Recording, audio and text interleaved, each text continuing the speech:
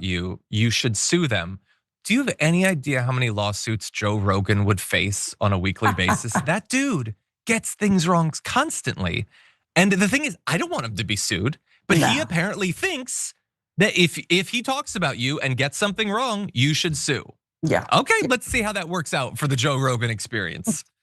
Anyway, with that said, let's close with a very strange story. Let's do this.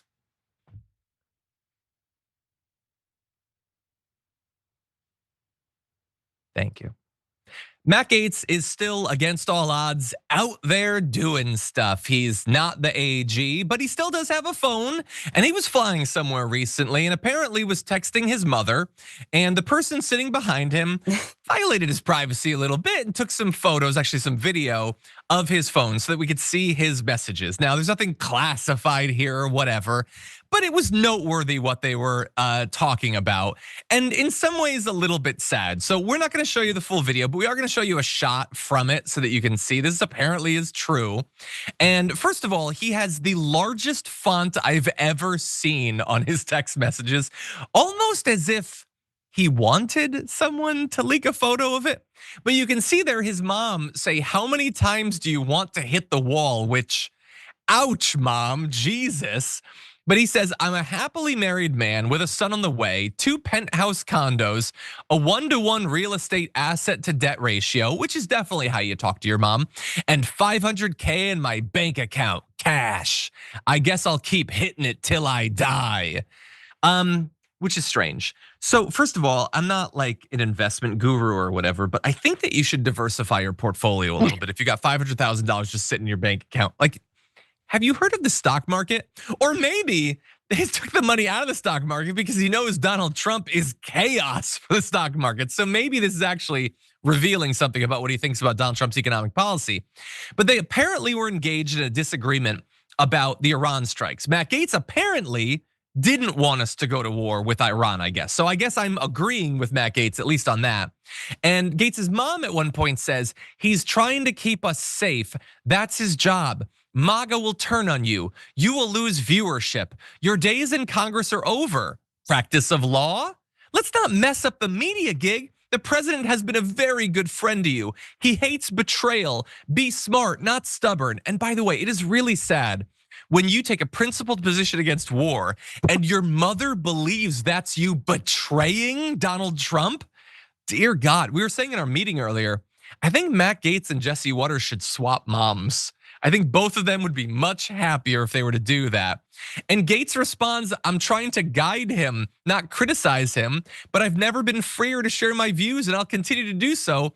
I think about the people who cheered the Iraq war because they liked Bush. Those people have blood on their hands." And I agree with him there. And his mom isn't having that. And that is just really sad, actually. All the stuff about the money and everything is super weird to send to your mom. I don't like anything about that. But yeah, it's sad that his mom is like telling him to stop having principled positions, I guess. What do you think? Yeah, when you put the headline out there that you have this conversation with mom, I just would have assumed that she'd be the good one in this, the leader in this. But instead it's her son, okay, with the waxy hair. He's the one who's presumably having some principled thoughts here. It's super weird, it's super awkward, and it's super interesting. By the way, I have that big font. I used to be able to see, I can't see, okay? I mean, if I could make it bigger, I could. It's like the biggest font. And when I'm on an airplane, I think I need that protector thing. So when someone's kind of looking over there, they can't read what I'm doing. And now I've got to have it. So yeah, I sympathize with him about that, to a point. Yeah.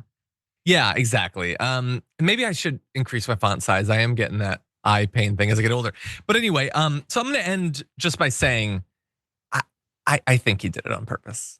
I do think. Oh, come on, why is he listing all of his assets or whatever?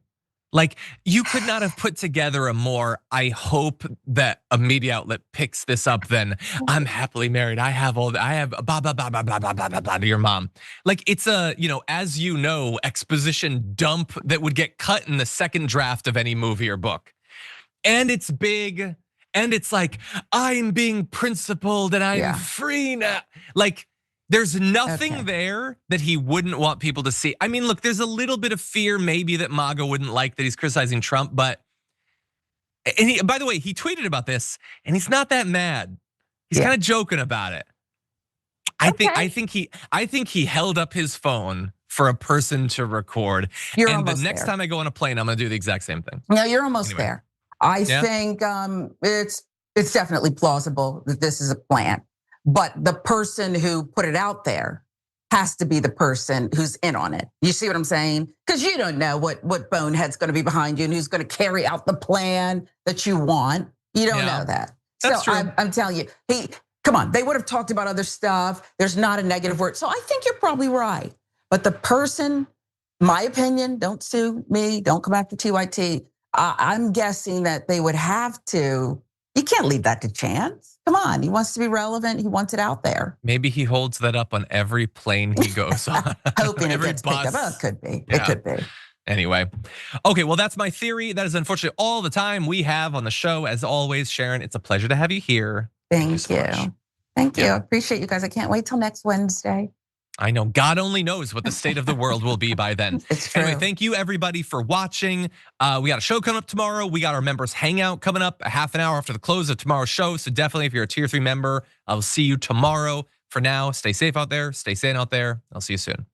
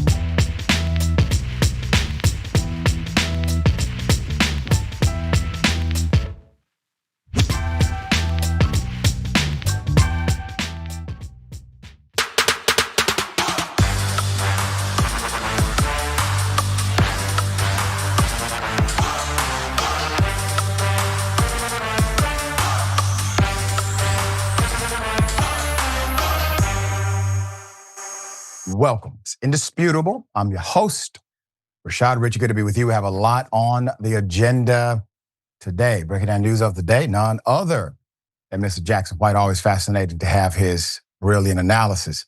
Top story of the day. Candace Owens regrets voting for Donald Trump, regrets telling other people to support Donald Trump. Hell of a thing. Here it is. Are you done with Donald Trump, or could you see a way that you would end up perhaps voting for him? Oh, you can't run again, obviously, but would you support him publicly again? So I want to be clear. I don't regret voting for Donald Trump above Kamala. I think he was the better candidate, certainly a better candidate above Joe Biden. But what I will say is that he's been a chronic disappointment. And I feel embarrassed that I told people to go vote for him because this wasn't going to happen and it is happening. That means she regrets voting for him. Put it up full mass. Candace, you are talking out of both sides of your ass. If you are embarrassed about voting for somebody and you regret basically because of this embarrassment, telling other folk to support said person because they broke the promises they made, that means, Candace, come with me. You regret voting for Trump. This is not about Trump over Biden or Trump over Kamala. That's not what this is about. This is about the guy that you supported breaking every single promise he made, which we've been saying it indisputable since he started breaking all the promises he made. Okay, let's get into it. Candace Owens turns on Trump, saying she's embarrassed. She told people to go vote for him. This was a comment during Piers Morgan's show. I'm glad Piers posed the question the way he did. Trump's base has faced division in recent days over Trump's handling of the Israel-Iran conflict. Owens added, quote, "This was not Trump's decision.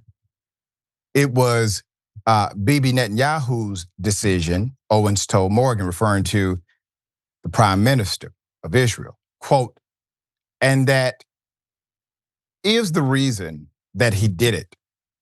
We're very aware that Israel is dictating our foreign policy. And we'd now like that to stop." Let me remind everybody that Donald Trump is, in fact, an adult. He's a grown human being. He's a grown-ass man. And that means that his decisions as commander-in-chief are his decisions, regardless of what was the catalyst or the influence for said decision. When will Trump supporters simply do one thing? Allow Trump to be completely, holistically accountable for his own decisions, rather than continuing to provide a level of measure or be an apologist for his blunders. So another quote, "It's all the same rhetoric," dating back to 9/11. All of the same tactic, trying to smear people who are against this war as jihadists, she said, adding that the war between Iran and Israel is simply not our business. Yes, you've been saying that. Trump said he agreed with you. As a matter of fact, when President Obama was in the White House, it was Donald Trump who said Obama will go to war with Iran because he's weak. He doesn't know how to negotiate. He went on and on. You all championed the position of the con artist rather than champion the position of the individual who actually gave a damn about the country. There's more. Quote, "There was no imminent threat to the United States when Trump made this decision to do what Bibi wanted," she said, referring to Israel's prime minister. Quote, "This was not Trump's decision. It was Bibi Netanyahu's decision. And that is the reason that he did it. We're very aware that Israel is dictating our foreign policy, and we'd now like that to stop." So, Candace, if it's not Trump's decision, but it was actually Netanyahu's decision, that means that Trump is being controlled by a foreign entity. So maybe that foreign entity is not Russia. That foreign entity, in this case, in your proclamation, is Israel, it's the Israeli government. When we talk about biblical context for Israel, I want to remind everyone the biblical context was not the government or the military war machine, Israel. We're talking about people. We're talking about individuals. We're talking about the collective. And last time I checked, the majority of those in Israel actually opposed Benjamin Netanyahu. Last time I checked, there were soldiers and former soldiers of the Israeli military who signed a document stating that Netanyahu is out of control and that this war is out of line. So Candace, at some point, Trump has to be responsible for Trump, period. Full stop. If Trump is not responsible for Trump, that means that you're okay with bypassing who should be the leader and blaming others who are controlling that leader. It doesn't end with Candace Owens, however. Marjorie Taylor Greene accuses Trump of, quote, bait and switch over Iran strikes. It feels like a complete bait and switch to please the neocons, the warmongers, military, industrial complex contracts, and neocon TV personalities that MAGA hates and who were never Trumpers, she wrote on X. Marjorie Taylor Greene. Trump is a never Trumper. Do you understand? Trump don't believe in Trump. Trump created a character to make you all fall for a con. Trump is not MAGA. Trump is not a Republican. Trump is not a conservative. Trump has never been any of these things. He doesn't believe in anything. He has no integrity. He goes where the wind is flowing. According to his last administration, he literally will make decisions based on the last person that had a conversation with him. All right, so she also defended herself, quote, contrary to brainwashed Democrat boomers think and protest about Trump is not a king, MAGA is not a cult, and I can do and have my own opinion. You can. The cult has some words for you by doing so, but it's fine. I actually appreciate the fact that you're starting to have some independent thinking. Maybe Cenk rubbed off on you. But the reality is this. You all supported a con artist, and we told you it was a con artist. You all supported an individual who could care less about black folk and brown folk, undocumented individuals that he would call illegal. As long as the war was them, it was fine with you. And I want you to understand the context that's being created. So we can all agree that a false context was created in order to drop bombs in Iran. We know that. This whole fear-mongering about Iran is dangerous to the United States never happened. It was never real. There was no imminent threat based on the Security Council and the National Security Advisor.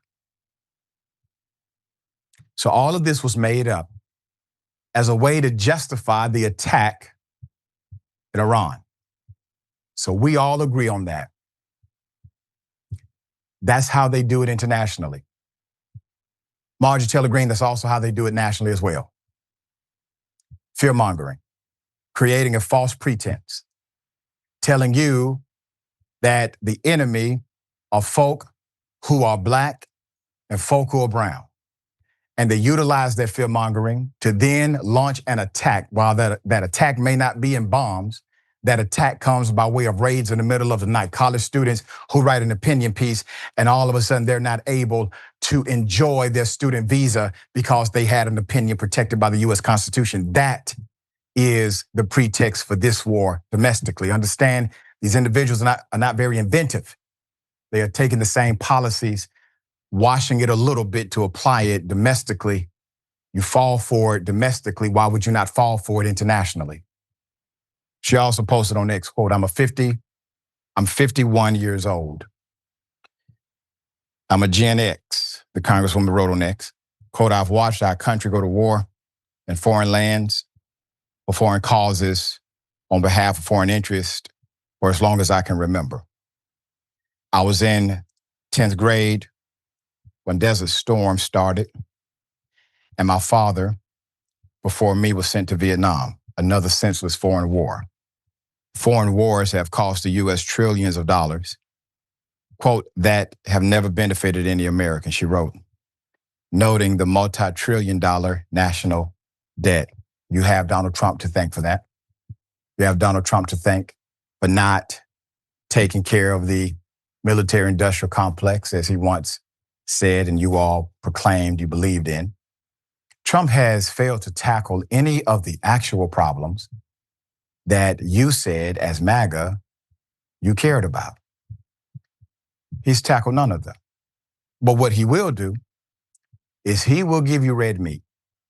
He will make sure cameras are positioned just perfectly so that ICE can arrest a doctoral student from Columbia University because that makes you happy.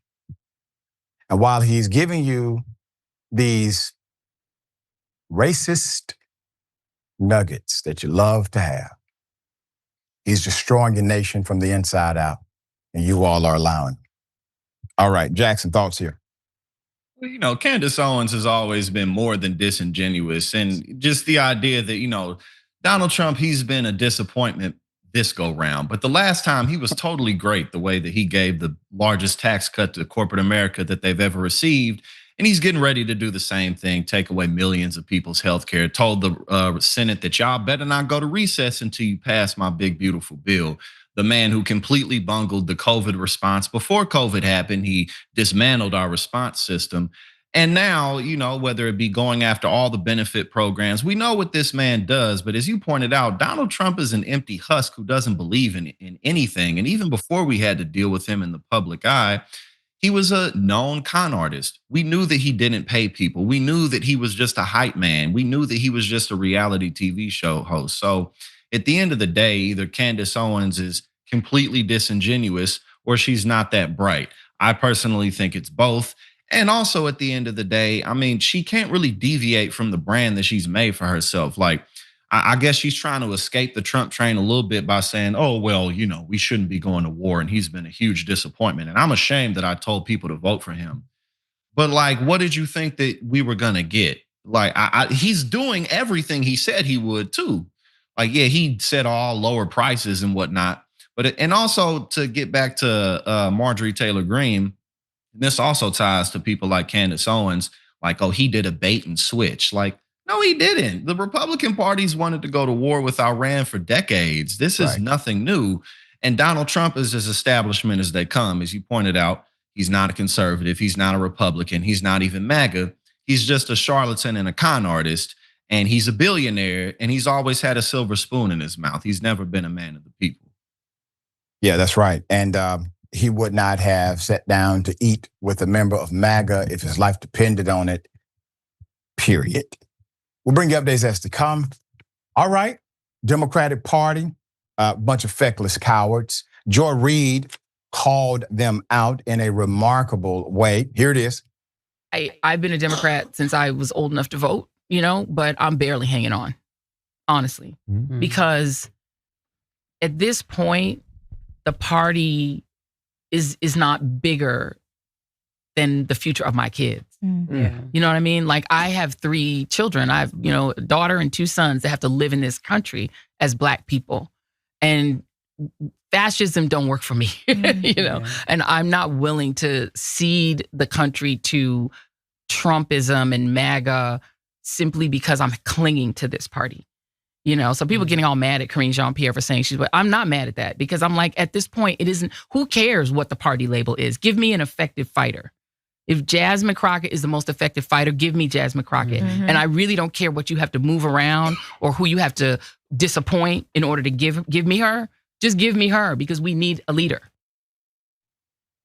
That's right. We'll get into some more detail about some of that proclamation. Now, New York City, mayoral primary. You had the Democratic primary yesterday. They had something to say. Here it is. This reminded me of the AOC versus Joe Crowley election, where there was this establishment sacred cow who thought that because of his name and because of his pockets, he could walk into it. And there was a young upstart who put a lot of leather and a lot of footwork and boots on the ground and did it. Say this: the people who hate this result the most are the Democratic establishment. We have seen poll after poll after poll showing Democratic voters fed up with their leaders in Washington, fed up with their leaders in government. And all of a sudden, Andrew Cuomo, who 5 years ago was leading those COVID, press conferences, was this guy who was held up in such high esteem. And now all of a sudden, the best he can do is what, 37%? There's a shift that's happening. That shift is not simply happening inside of a small group of individuals connected to one political party. The shift is happening in individuals connected throughout the spectrum. Put up the picture full mass. Going to Reuters. A Reuters Ipsos poll released last week found that 62% of self-identified Democrats said that the party should replace Democrats with new leaders, with only 24% disagreeing with that statement. A plurality of respondents at 49% said they were simply unsatisfied with current leadership. Perhaps voters would be more satisfied with this man leading the charge. Here it is. I rise today because our country is nearing a moment of decision. I rise because we are at the intersection of democracy and autocracy. I rise to announce that at this moment in time, I have filed H-Res 537. H-Res 537 is a privileged resolution. H-Res 537 has been filed because I believe that the President of the United States has committed an impeachable act. This is an impeachment resolution. Put up the picture full mass. I will explain. It is actually led by Representative Al Green.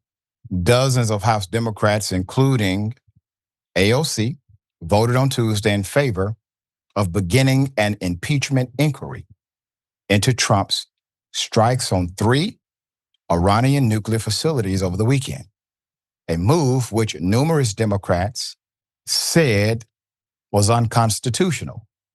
However, the bulk of the House Democratic caucus voted down an effort to launch impeachment proceedings against Donald Trump on Tuesday, joining a unified House GOP. I'm about to get into that in just a damn moment. You don't have to say it's unconstitutional. Constitution says it's unconstitutional. There's no approval from Congress. Congress has the authority to declare the articles of war. Now, Trump would say, oh, this is not a declaration of war here. There's no declaration at all. It's just a bombing, which is insane. The only entity, the only governmental entity in the United States that has the right to do this is the United States Congress. Constitution is quite clear. Put them up full mass. Hakeem Jeffries, Jim Clyburn, Nancy Pelosi were among, and hear me clearly when I say this, and I know I get your emails and your tags on social media. I'm saying that you can tell them I said it. Tell their mamas I said what I'm saying. Hakeem Jeffries, Jim Clyburn, and Nancy Pelosi were among the feckless 128 Democrats who joined Republicans in voting to table the articles of impeachment inquiry, while only 79 Democrats supported the effort. House Democrats privately vented their fury Tuesday about what they said is a, quote, premature and, quote, unhelpful vote on impeaching President Trump for his strikes on Iran. Quote, a completely unserious and selfish move, one House Democrat told Axios, on the conditions of anonymity to speak candidly about a colleague. Another House Democrat said there is, quote, a lot of anger about the vote, adding, quote, I think you heard it from leadership today. They're frustrated. Quote, most people think it's unhelpful. A third House Democrat told Axios. Many Democrats groaned that the vote forces them to choose between grassroots activists clamoring for impeachment and the broader, more moderate electorate. Quote, It puts people in a difficult situation. A fourth House Democrat told Axios, a fifth fumed, quote, there are a lot of other things we should be focused on right now, end quote. The sixth House Democrat said they were, quote, not even clear the courts would uphold the impeachment, noting that the debate over constitutional war powers is fiercely contested. This kind of motion is premature. I just don't think it's ripe, said a seventh. Others said it was easy for them to vote with green to force an impeachment vote. Quote, my constituents have been calling for articles of impeachment knowing we don't have the votes to pass them, said Representative Emily Randall, Democrat, Washington, adding that, quote, part of our job is to put things on the record. And that's correct. The president should be impeached, according to another. Now, should he be impeached? Of course. Of course he should be impeached. You have more impeachable offenses in this term of Trump within the first few months than really you had in the first term of Trump. These things are more defined. And you don't have to stop with the Iranian conflict. You can start prior to that with how this individual has attempted to dismantle governmental agencies, not giving people due process, eliminating basically the Department of Education with a patsy, rather than engage in the actual work of upholding the Constitution, which is part of his job. He took an oath to do so. You have a lot of meat on this bone if you simply pay attention. All right, Jackson, thoughts here. Well, I think that one of the ultimate blue linings of the times that we're in is that in a lot of the ways, the establishment has become irrelevant. It's nice that, people like Andrew Cuomo and Nancy Pelosi, all these people may have worries and concerns that we can't go too far to the left. But what we know is that they've been wrong over and over and over again. And it's less about their genuine concern for the public and more about just their comfort in the positions that they're in. And one of the things that I point out all the time is how old most of these people are. So they're not even able physically to run very much more. But I think that a huge thing, obviously, we got Zohran Mamdani up in NYC who just wiped the floor with Andrew Cuomo. And you might think that that's typically unlikely to happen. But at the end of the day, all that really happened is people showed up to the polls. Yeah. Yes, Zohran ran a very good campaign. And it is true that sometimes we do need exceptional individuals to lead movements. But I think what's more important is the realization that we can't always count on those exceptional individuals. Those types of people don't really come around very often, but we can always count on ourselves to come together and build community and be more of a part of our neighbors' lives right in our backyards. Because as we talk about this all the time on this show, how big of a difference that really makes. Because at the end of the day, despite the fact that the establishment has its issues and there's so much blame to go around at the Democratic Party, at the end of the day, we're the ones who put them in office. And I think that we forget that too often. And it's real easy to just blame, the higher ups. It's easy to blame things like COVID. You know what I'm saying? Like a company I started in 2018 that did very well. It's easy to be like, oh, well, COVID knocked that out. But nah, we made mistakes too. So I think that if just as an example of really, really taking responsibility for our civic duty and our public service, because if a 33-year-old Muslim can be the mayor of NYC, if Donald Trump can be president of the United States, Marjorie Taylor Greene is a representative in the federal government. Like, nah, man, we really can make anything happen. And I think it's incumbent upon us to realize that and move forward in that way. Brother, I echo your point, agree with it wholeheartedly. And that's the reason why powers that be would like us to believe that we don't have the power to be. Because once we realize that phenomena, we're able to do the unbelievable. You always have the power. You are correct there, brother. All right. Well, the police, they got fired. Cops fired because they mishandled an investigation of a deadly crash. Put up the picture full mass. This is a hell of a story. This is an update. 2 North Carolina troopers have now been fired from their jobs after officials learned they lied and mishandled an investigation into a deadly crash that killed a black driver. I'm going to give you the details. These 2 North Carolina state troopers who authorities said lied and mishandled the investigation into a deadly crash. They have been fired from their jobs. The North Carolina State Highway Patrol terminated both Sergeant Matthew Morrison and Trooper Garrett Marsario from their positions on June 16th. That's according to a local news outlet. They had been on administrative leave prior to that. So they've been on administrative leave since January, after authorities started looking into, let's call them discrepancies, that surfaced in an investigation into the death of 31-year-old Tyrone Mason. Our previous coverage reported that a North Carolina district attorney dismissed 180 cases involving two white officers accused of covering up how a black man was killed as his outraged mother demands justice. Raleigh police informed Ms. Henrietta Mason that her son had been killed in a single car collision in North Carolina last year.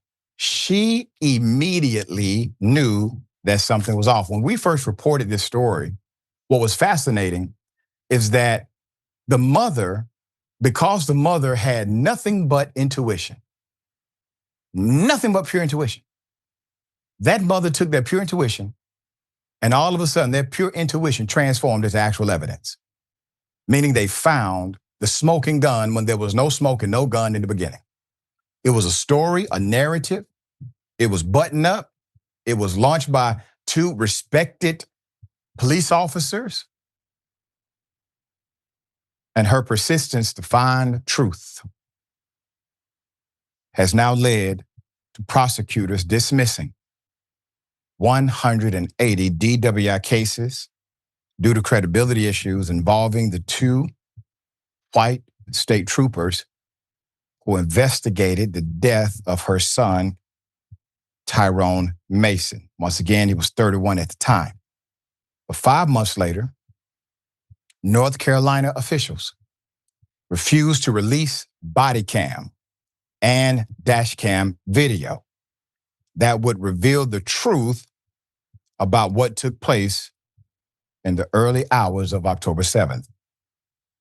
Now, Ms. Henrietta Mason has retained the legal services of our dear brother and friend, prominent civil rights attorney, Benjamin Crump, and also a dear brother and friend, Bakari Sellers, along with local attorney, Sean Cecil, who say they will be filing a lawsuit in the next few days.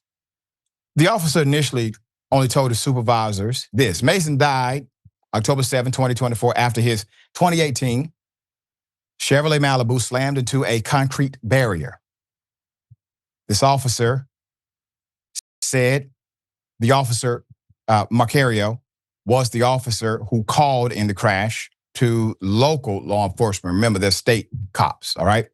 However, he never disclosed to responding officers or to the local agency that he had chased Mason just before the crash into the barrier. He left that part out when relaying this to local law enforcement. There's more.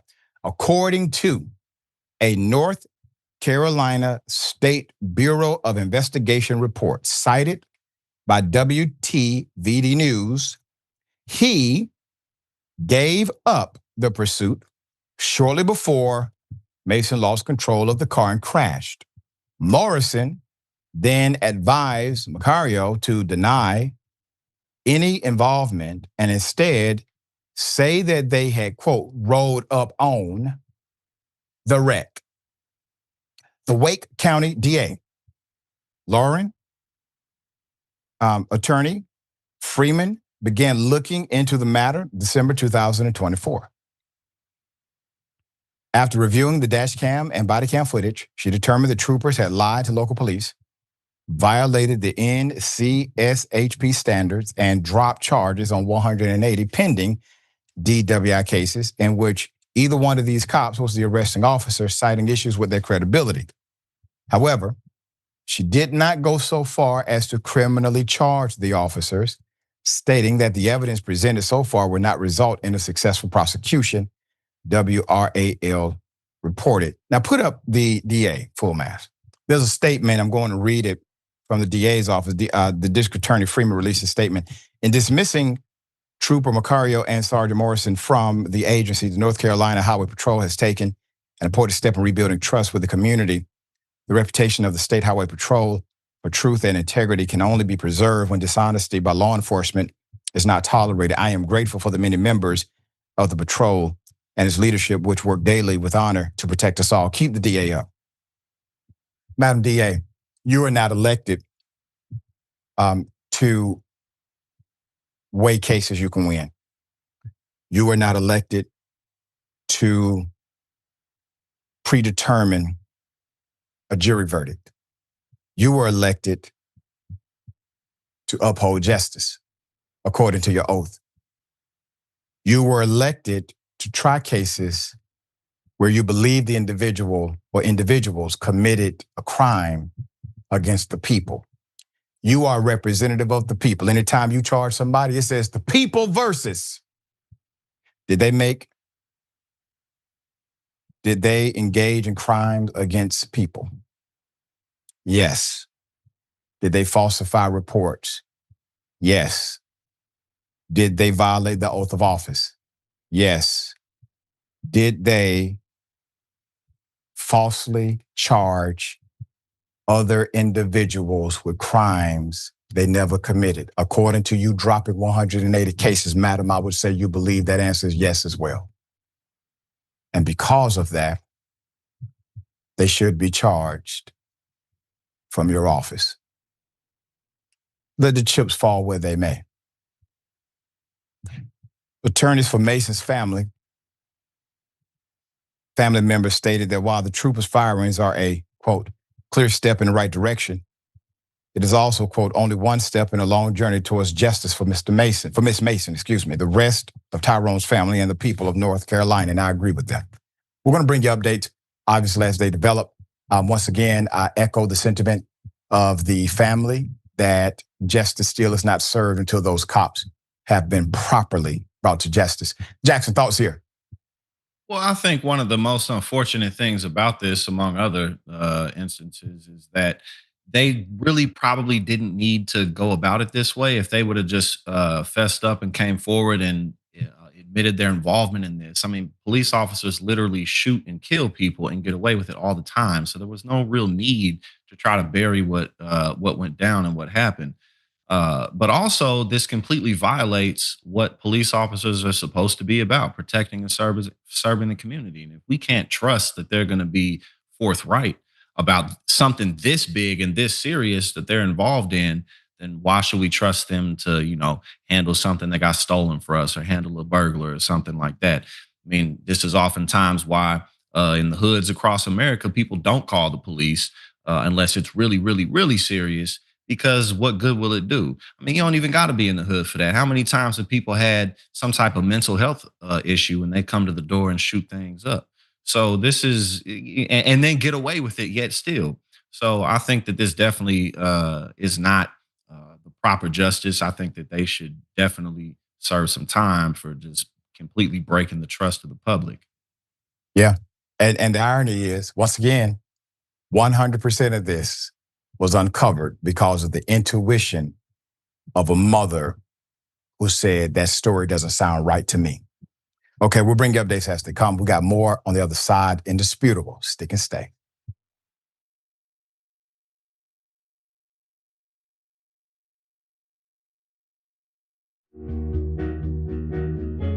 Our audience has given us everything, so we couldn't be more connected. When we first started, people would start giving us directions and say, okay, the mics are too large, move them. Turn them into lav mics. I mean, they were incredible. And then one guy walked in and gave us a really expensive switcher and said, you guys need this, and walked out. Okay, it's amazing. They helped us build a studio. They did a $2 million funding campaign for us. And so they really are us. We do this show together to the point where some of our hosts are even former listeners. So when we say that the audience is part of TYT, we really mean it. I think what the audience also appreciates is especially if they're members, they really get an inside look into who we are, our personal lives, what drives and motivates us. It goes beyond just storytelling. I think that what we do is allow our viewers and our listeners into our daily lives, and we give them kind of like this inside look into everything that we're passionate about and why it is that we're doing what we're doing, right? Like the motivation behind what we're doing, I think is important for our audience to know, and we're not shy about sharing that with them. And it's different from what people typically see in legacy media outlets where everything is kind of dry and robotic and there's really no personality or authenticity that comes along with it. Oftentimes when we're doing the show, I don't really think of it as me telling them stories. I think of it as us having a mutual respect and conversation with one another. And as I said earlier, I mean, not only do I feel that through the work I do, I'm informing our audience, but they inform me oftentimes as well. You know, they'll pitch stories to us. They'll tell us, you know, a certain perspective or angle to a story that we might have missed. And I love it. You're about to watch some behind the scenes footage of the Young Turks. Ooh. Now, these are partial videos. If you want to get all of them, you become a member. Go to tyt.com/join, and you'll get all the behind the scenes of me, Anna, John, JR, a little bit reality show like. tyt.com/join, and enjoy this. You know what you're seeing behind me? Jersey. Hold. Watch me flip this camera. However I flip it. Do I flip it like this?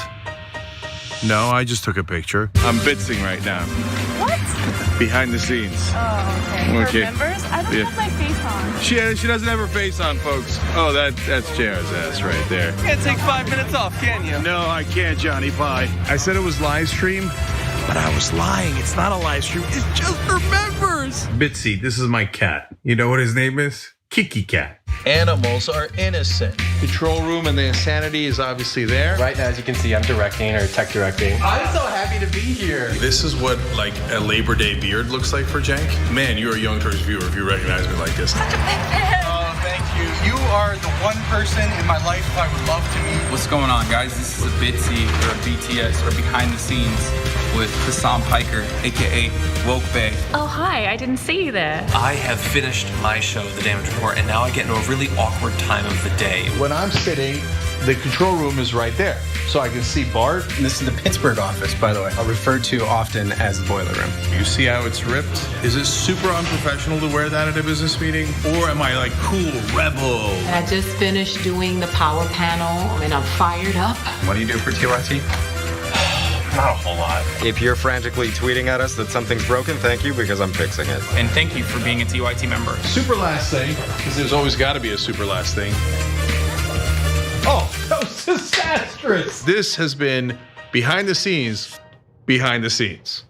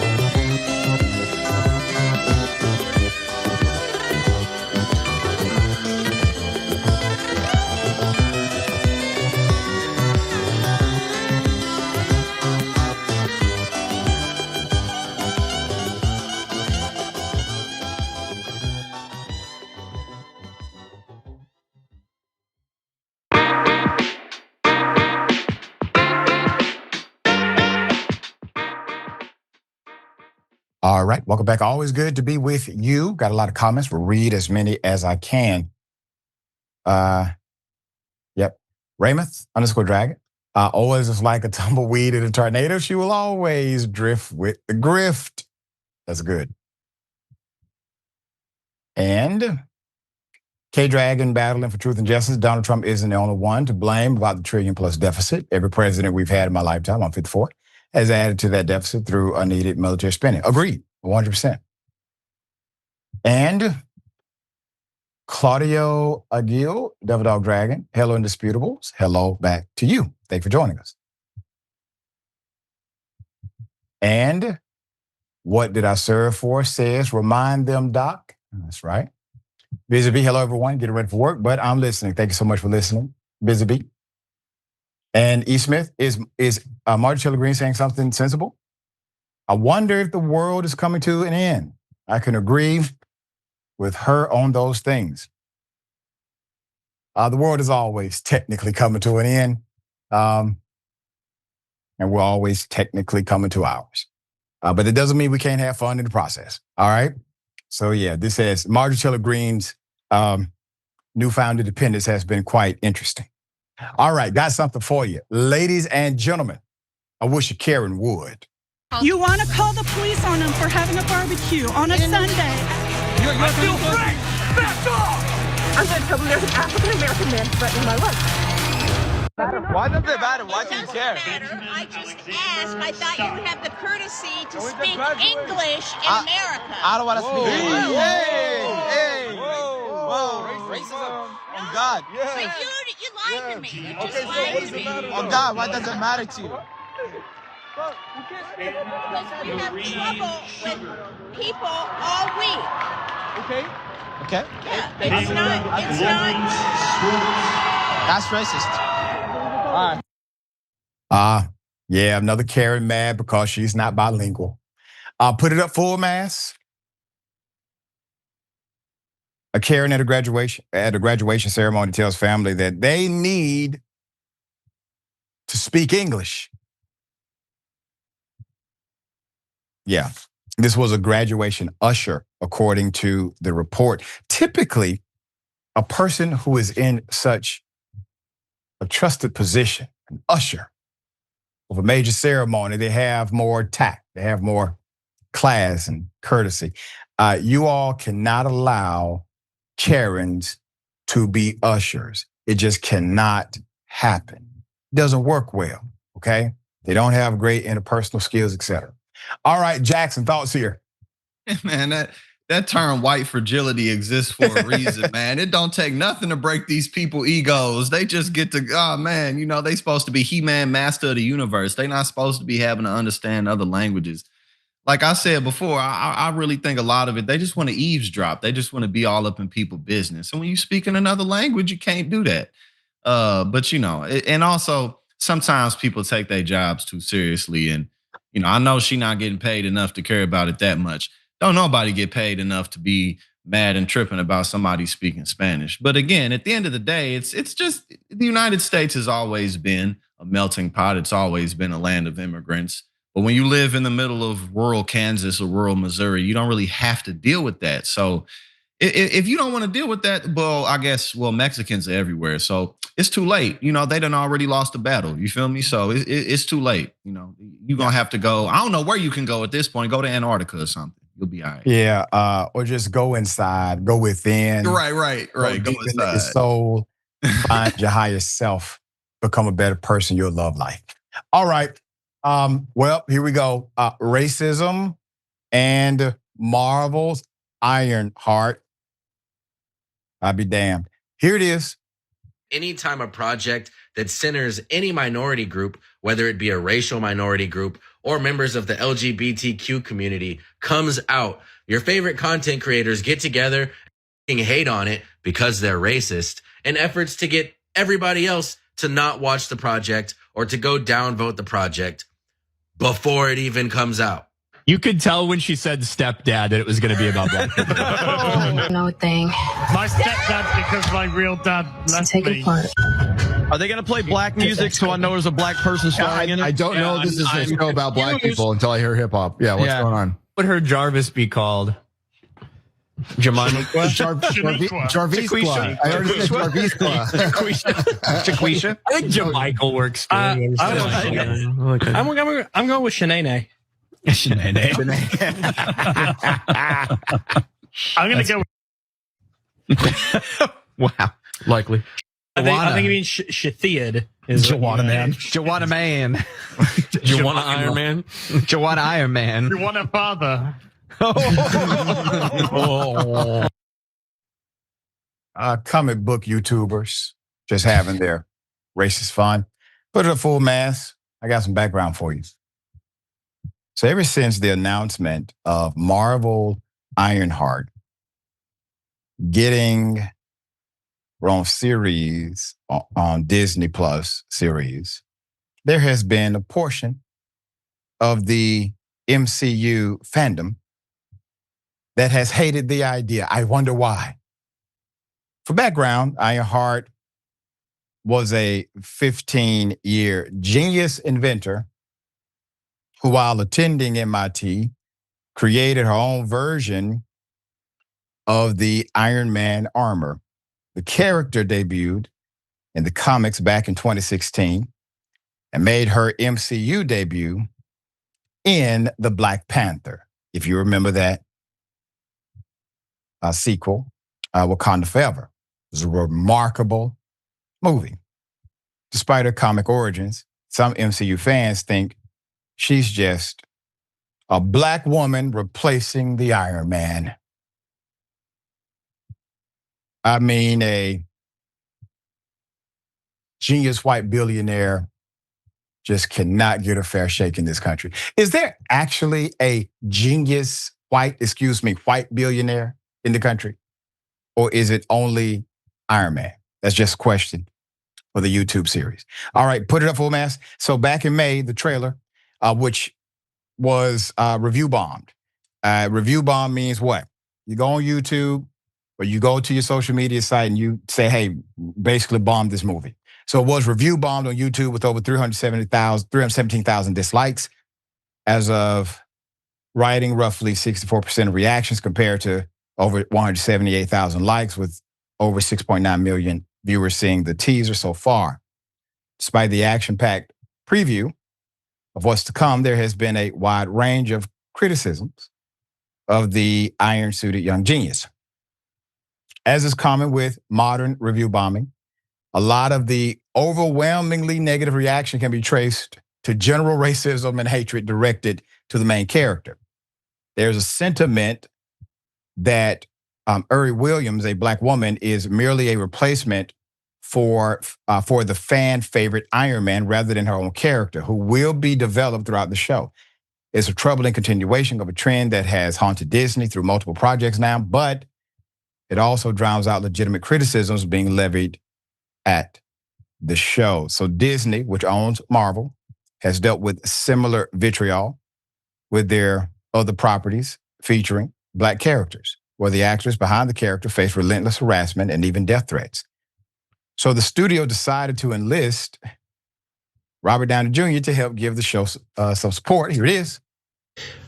Ms. Thorne, I couldn't be happier than to be seeing you bring Riri Williams to life. Anyway, I don't want to step on your interview. Long story short, Iron Man loves Ironheart. That's so crazy. Good morning. Good morning. Guess why I'm calling? It's June 24th, which is It's Dad's birthday. Happy birthday. my dad's birthday. Thanks, very considerate. Also, God, you've been doing too much press. Ironheart premieres today. It's all been leading to this. Isn't that exciting? Oh my God, thank you. Thank you for the call. I've grown so fond of you. It's bananas. Thank you. Congratulations. I'll be watching it with the world, and we'll keep each other posted, yeah? Oh my God, okay. Yes, we will. All right, let's go.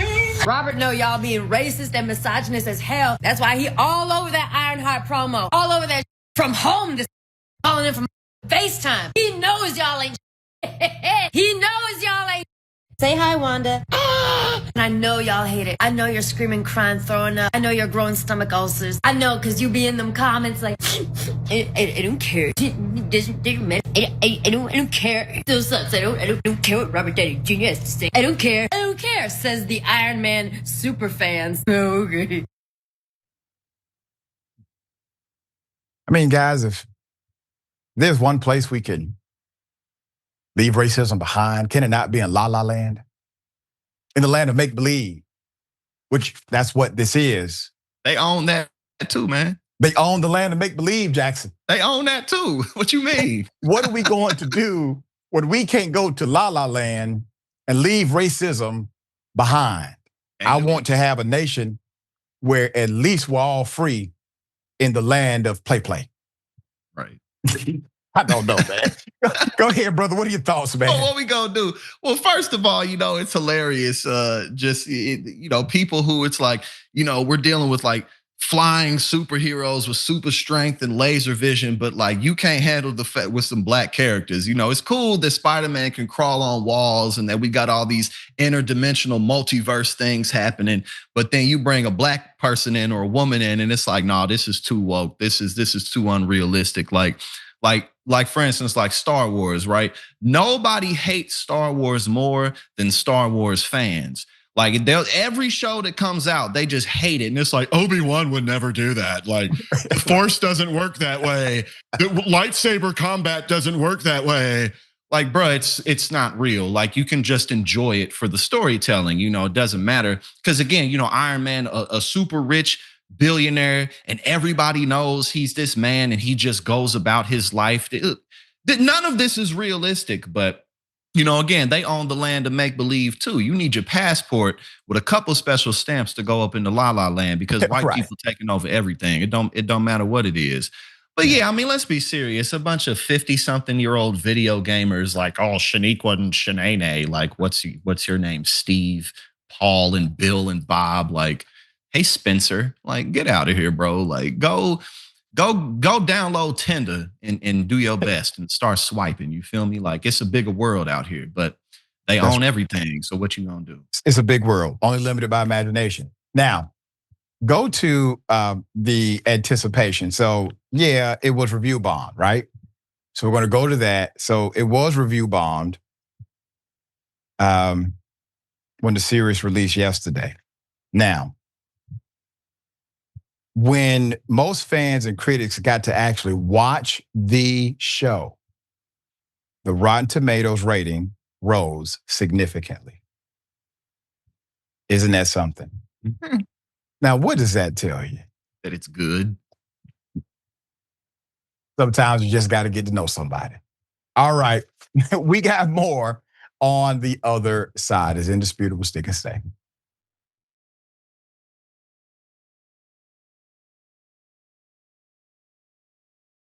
Every day, the Young Turks delivers 2 hours of solid, fact-based, timely news and progressive commentary on all the day's most important stories. We keep our viewers informed while also providing perspective and insight on the news we cover so you understand not only what's happening, but also what's happening behind the scenes, the stories behind the stories. We play musical chairs and put these children in one awful detention facility to the next. That's what's happening at the border. The things that got him banned, he's still spreading. So presumably, I think it's reasonable to say that if you allow him back on the website, he's going to do it again. Any legal voter that we deem not willing to vote for my side shouldn't vote because it'll replace me that's supposed to vote for my side. That's not how voting works. That's not how democracy works. And while many people following today's political news can get discouraged about the direction of the nation and the world, that's not us. At TYT, we're genuinely optimistic about the future, and with good reason.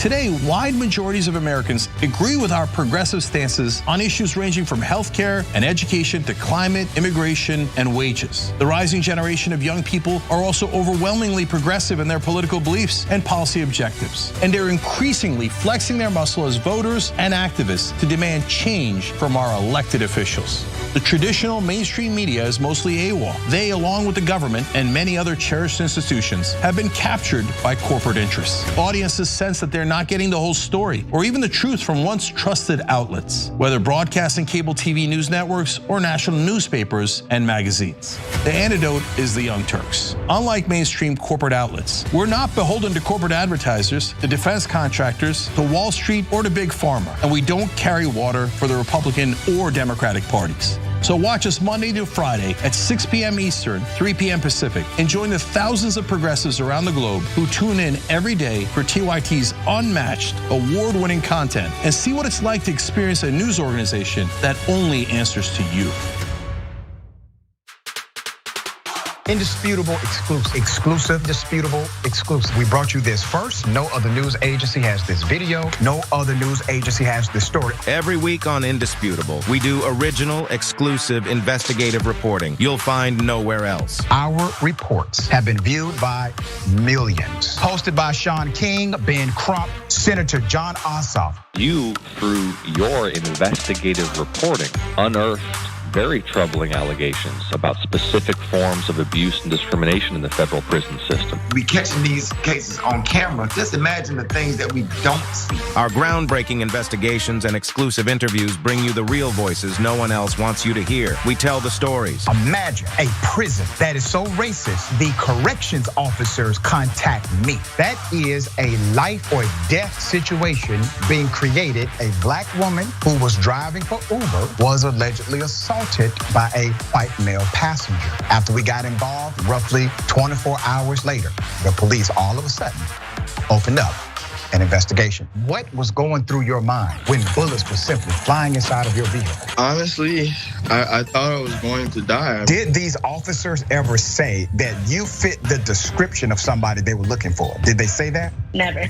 Okay, that means they lied. And we want you to be part of our truth-telling movement. Send pictures and video of stories no one else is telling and a 1 or 2 paragraph summary of the story to Indisputable's exclusive tip line at indvideos@tyt.com. If you have more information about what's happening at this particular facility, please let me know. Together, we're challenging the system, and together, we're making a difference. I have the entire background to this story, and it is going to make your blood boil. Indisputable with Dr. Rashad Ritchie, unveiling the truth, empowering the people. Weekdays at 2:30 p.m. Eastern, 11:30 a.m. Pacific.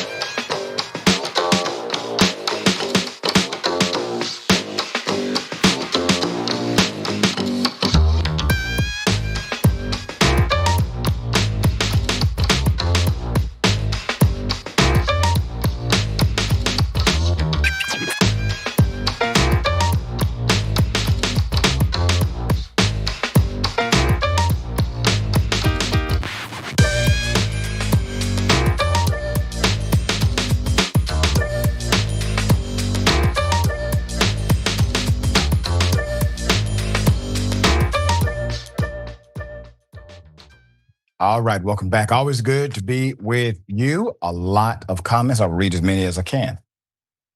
Raymond_Dragon. Those YouTubers are the worst. They went for races during the pandemic and karma will slap them. Also went to scoop. Bill Clinton ended his presidency with a budget surplus. And Marjorie Lemons, she was being nosy because she couldn't understand what they were saying. And then Green knew, I think this is Dealer Dragon. Superman and Low series had something like this though. I feel like Marvel is stealing DC ideas. I'm sure there's enough theft between the two to go around. All right, well, we got an update for you. A woman who maced black girls actually harassed the family for months prior. Put it up full mass. In an update to a story we brought you, according to a mother, an 81-year-old Florida neighbor accused of spraying kids ages 3 and 6 with bear mace has been racially harassing the family for months prior. A Florida mother says that an 81-year-old woman who faces felony charges for allegedly spraying bear mace at her daughters has been racially harassing her family for months on end since they moved next door. Ada Anderson was arrested last month in Ocala, Florida, and charged with felony battery after allegedly calling two girls, ages 3 and 6, once again, a racial slur. And then she decided to pepper spray them as well. The children were playing with bubbles in their driveway when the incident happened.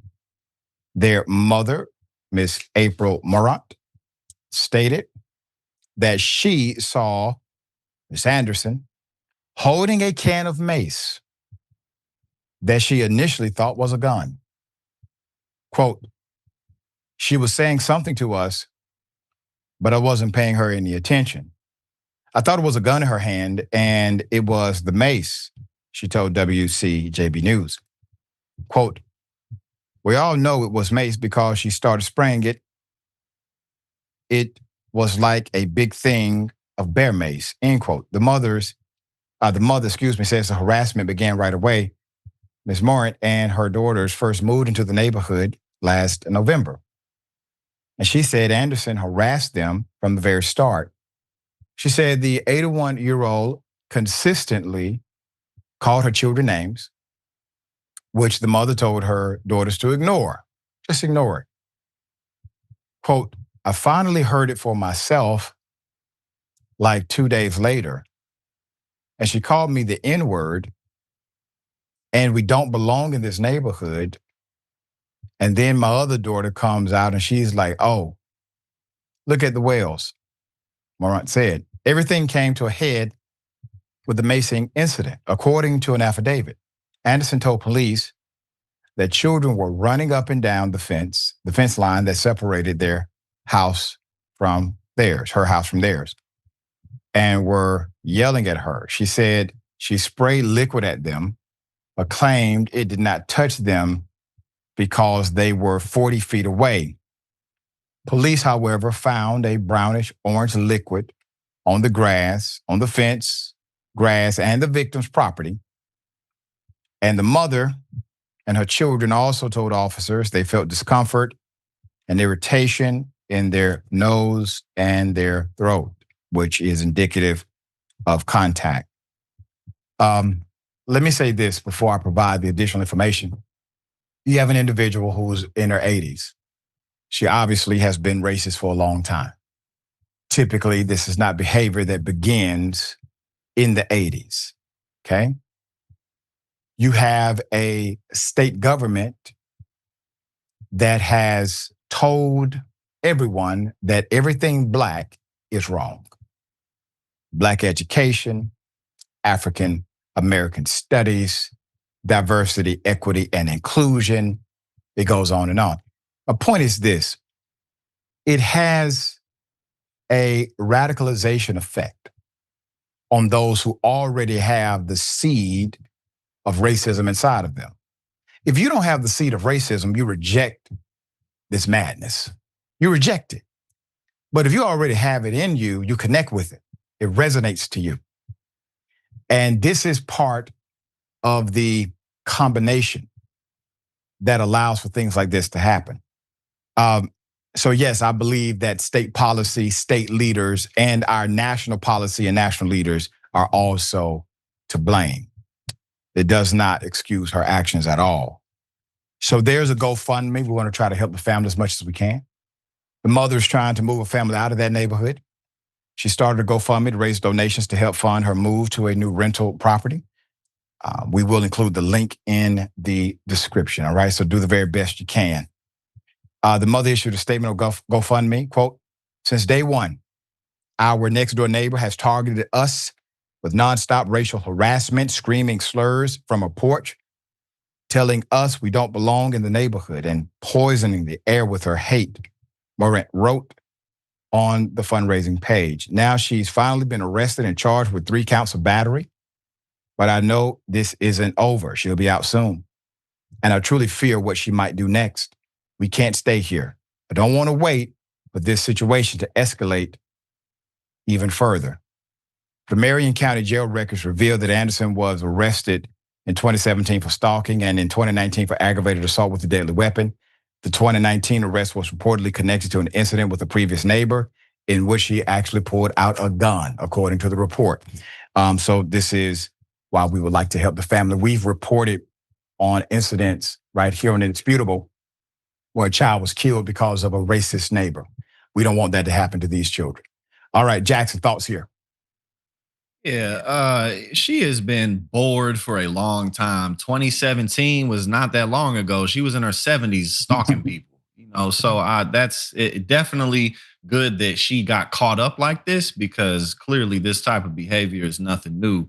Obviously, these little girls may never forget this. But at the end of the day, think about how much negativity and spite, this misery you have to be filled with to bear spray some children of any race. What difference does that really make? But also, as you pointed out too, this absolutely is stimulated by Trump's America, by the culture that he spreads. But I think that while we're all, at least, for decades to come, we're going to have to continue to deal with that. I think that unfortunately, it's a part of our tribalistic human nature that we have to manage properly. But a lot of that sentiment is in fact dying with this woman's generation. She's 81 years old, and these people are fighting for a past that is long over. Even if you kicked all the immigrants, let's say they did actually kick 11 million immigrants out of here, right? The country would still be incredibly diverse, and it would still be browning. Gay people would still be out and about living their life, doing their thing. But people all across the LGBTQ community, that's not going back. Women aren't going back. Black people aren't going back. So ultimately they lost, but we have to keep dealing with it for a little bit longer. Yep, there you go. All right, we'll bring you updates as they come. We got more on the other side. It's Indisputable. Stick and stay.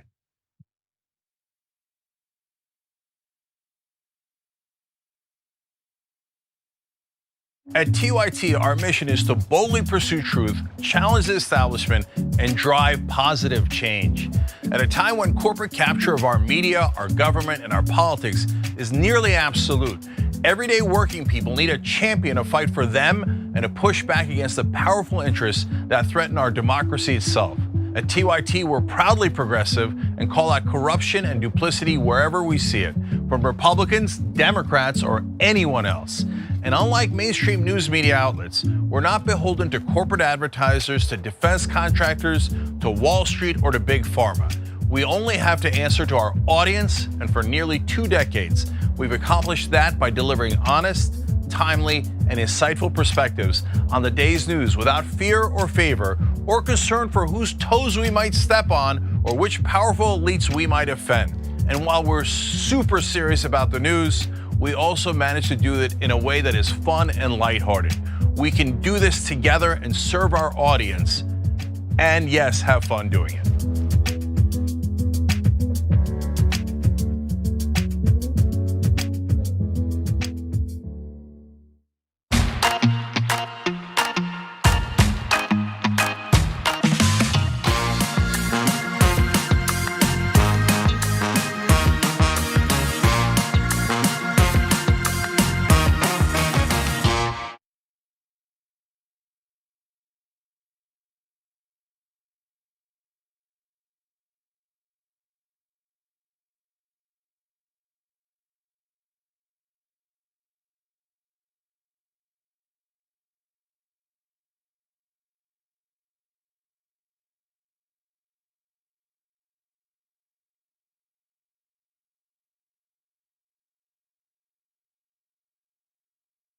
We talk about TYT Army being so strong. Usually they help us run our show.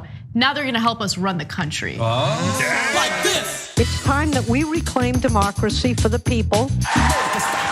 We had a huge victory for Wolfpack. When Lincoln said this was a country by, of, and for, he said of the people, not of corporations. Our representatives don't represent us. Whoa, democracy! United! We are! We are! Too strong! There's thousands of volunteers, and you can be among them. When you get the power back, oh, that feels good. This is just the beginning. Knock, knock. We're coming for them! mustachepack.com.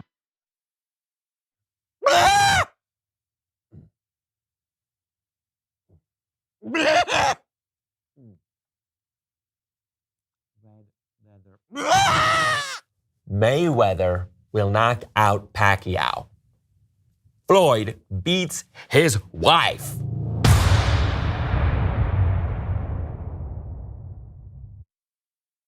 Okay, I get it. You're progressive. You're looking for other progressive voices. Why? Because you want real progress to happen. You're tired of the why, regular stuff. You should be checking out the Young Turks. Why? Because who else is going to have Killer Mike talking about politics and social issues in his new TV show, Trigger Warning?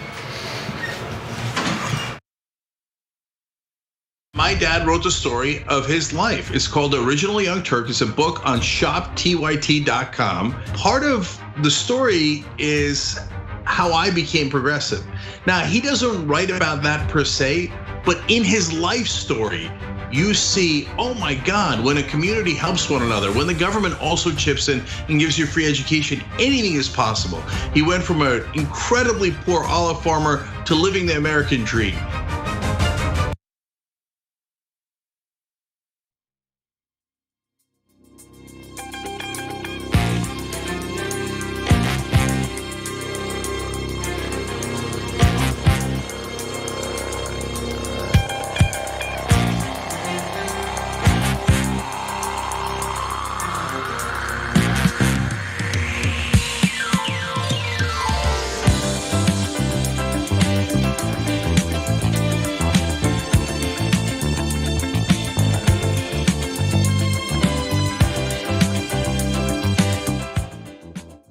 All right, welcome back. Always good to be with you. A lot of comments. We'll read as many as I can. I thank everyone for joining. Over 9,000 Enter the Dragon says, it's never too late to stop being racist. That's right. And Raymond _ Dragon. LOL, HR going to have a good short talk with her.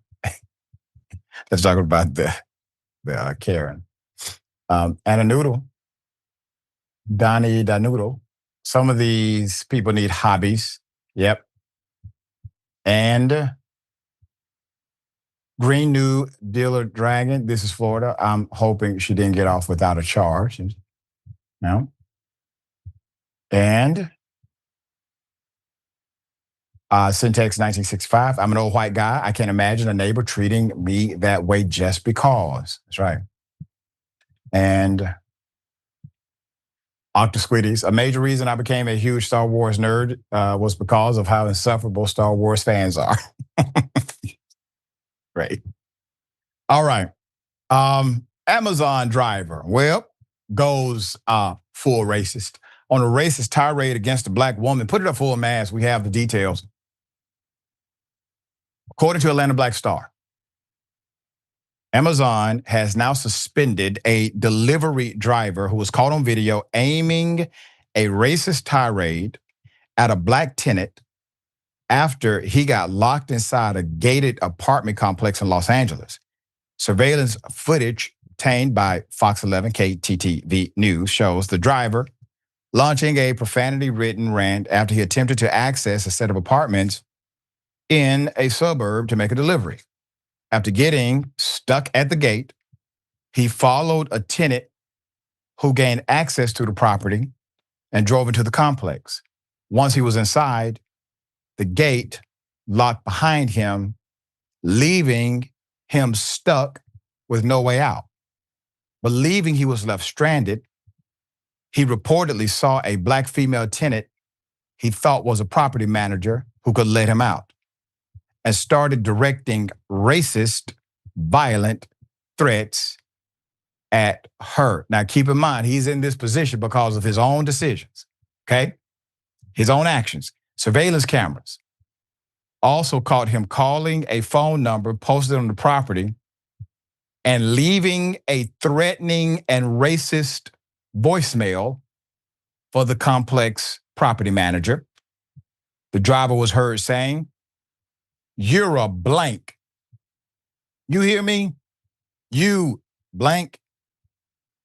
Locking people into the blank gate. You blank. I ought to sue your blank. You know that's blank kidnapping." You cannot keep people hostage. You blank. I'ma find your blank. I swear to God, you better watch your blanking back. Just, sir, there are easier ways to simply resign from your job, sir. It's nowhere in the hell you thought you were going to be gainfully employed after this. The property manager, whose name is Joel Estrada, by the way, Joel stated that after he heard the voicemail, he tried contacting Amazon to file a complaint, but has yet to receive a response. Quote, Amazon simply does not have an avenue where things like this can be reported in good faith by community residents. They just don't have an avenue to do so, Estrada said. Naji Ali, director of Project Islamic Hope, is now demanding a meeting with Amazon representative on behalf of the complex's residents. Atlanta Black Star reached out to Amazon about the incident. Amazon spokesperson Louis Tran sent the following statement confirming the driver has been suspended from his position as the company investigates the matter. Quote, the behavior exhibited in this video is unacceptable. We're looking into this matter, into this, and the delivery partner has been suspended pending the outcome of the investigation. Why not fired? You have the video, you got the evidence. I don't understand Amazon. Why suspended?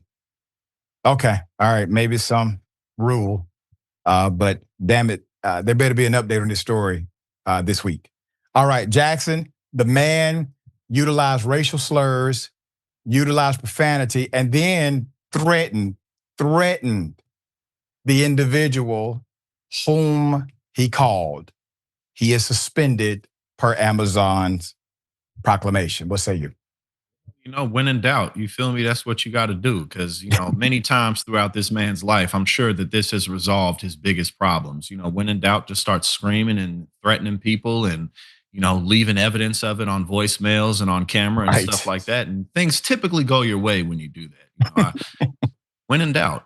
But, it's kind of shocking how many people out here, I mean, the majority of people are quite good, but how many people out here really have mental health issues? And I'm one of them, but I do my best to stay on top of it. And just like it can be really scary.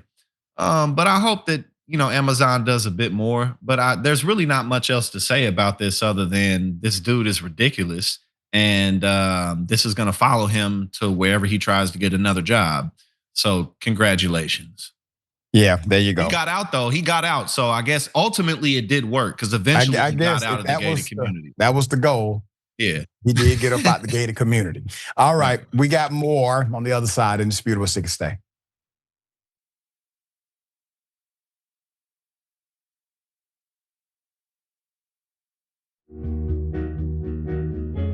Our audience has given us everything, so we couldn't be more connected. When we first started, people would start giving us directions and say, okay, the mics are too large, move them. Turn them into lav mics. I mean, they were incredible. And then one guy walked in and gave us a really expensive switcher and said, you guys need this, and walked out. Okay, it's amazing. They helped us build a studio. They did a $2 million funding campaign for us. And so they really are us. We do this show together to the point where some of our hosts are even former listeners.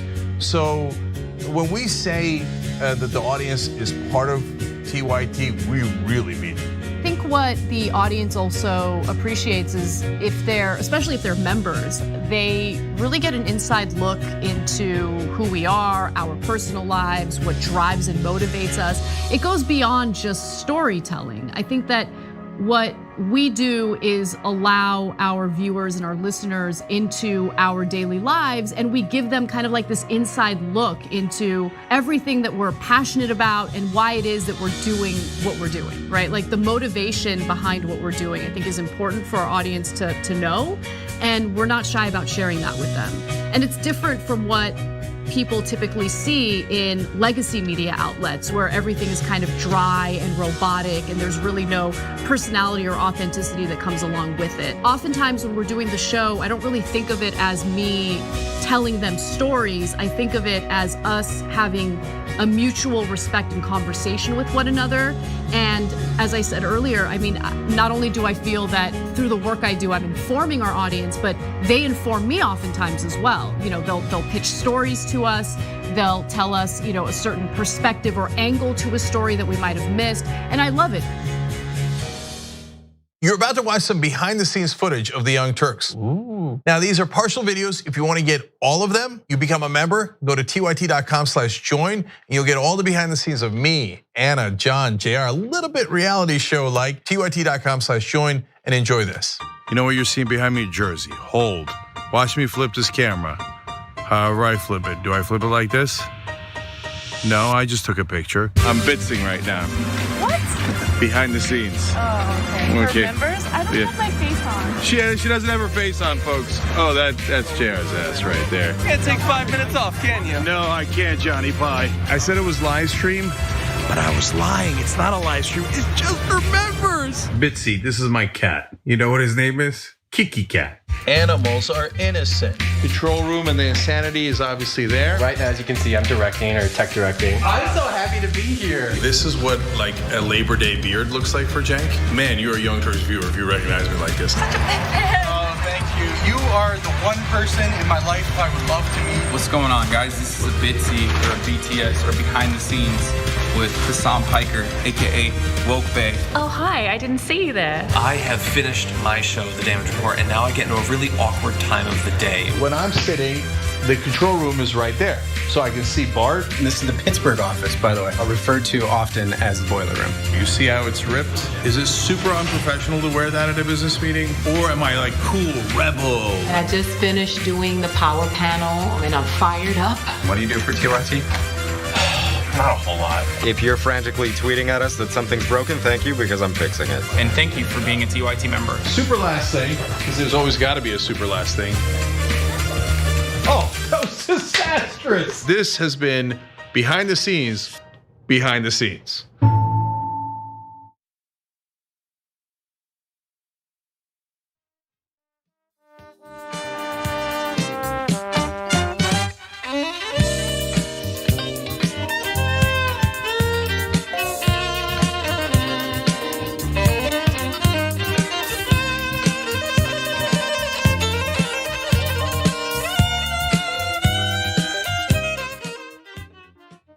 All right, welcome back. Okay, got a couple of comments. NASA Dragon says, at the end of the day.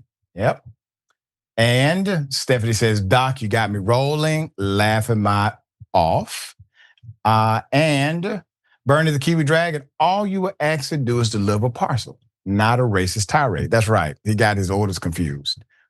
Hell of a thing. We'll bring you updates on that. Okay, well, here we go. Florida to open migrant detention center dubbed Alligator Alcatraz. Kid you not. Put it up full mask.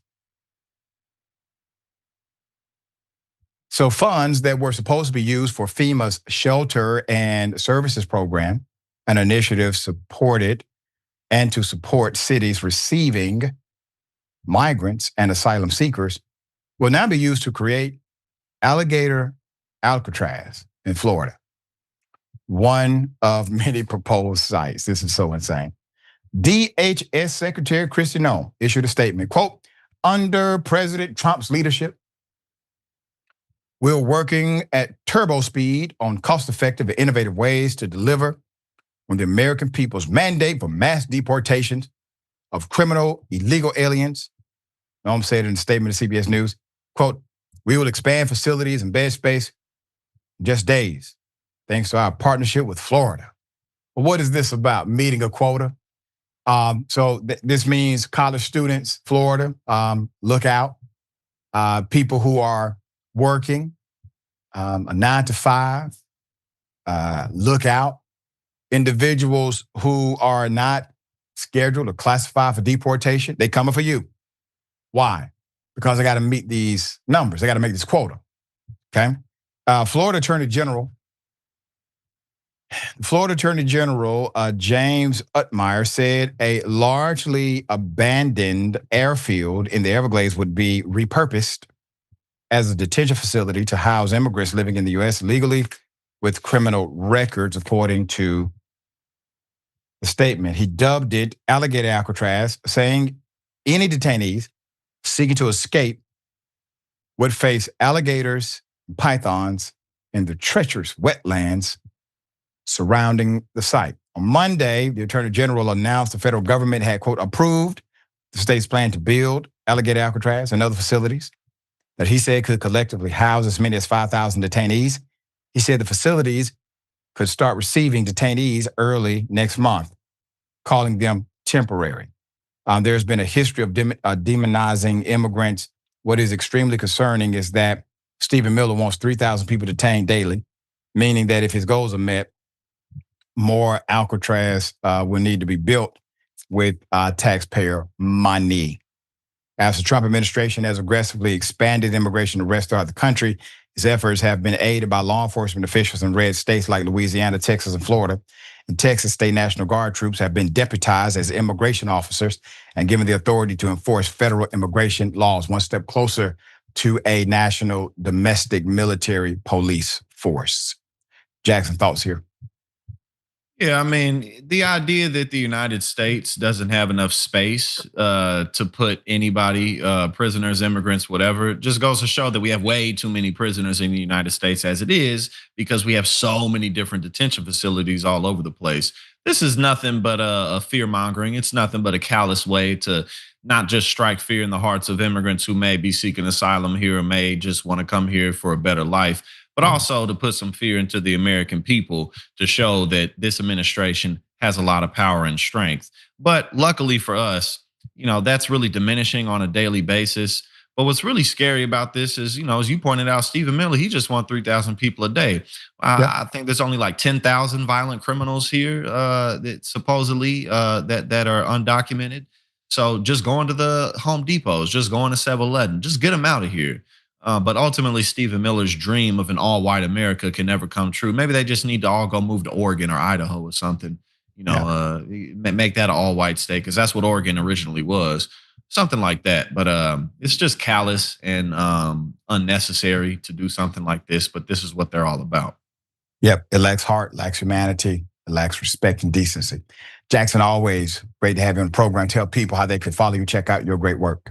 Absolutely. Always good to be here with me. Y'all could check me out just across TYT throughout the week, and also at Politics and Paper on YouTube. That's youtube.com/@politicsandpaper. Looking forward to seeing you there. Thank you, my friend. As always, take care of yourself, take care of each other, take care of the planet. Remember, the truth is always indisputable.